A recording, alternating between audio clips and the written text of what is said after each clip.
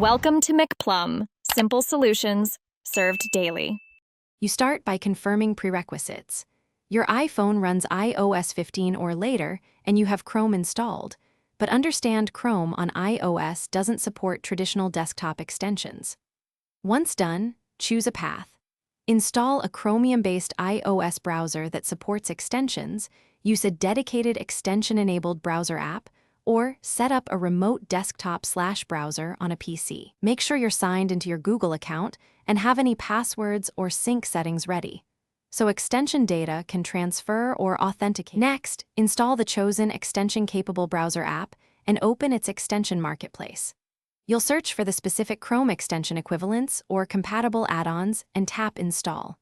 The app may ask to enable content blocker or local VPN permissions to filter pages, so grant those when required. If you use a remote desktop or browser sync approach, configure the desktop browser to allow remote connections, authenticate with your Google account, and enable extension sync so the extensions appear and work through the iPhone client. To finish, open several sites and test the extension's functions, blockers, autofill, or DevTools, and confirm permissions in settings. If something breaks, restart the browser app and iPhone, reauthorize any requested access, then reinstall the extension.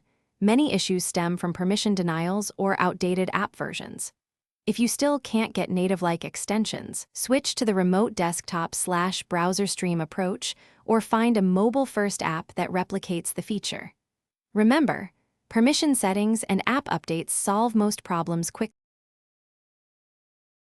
Thanks for watching. Stay juicy and subscribe.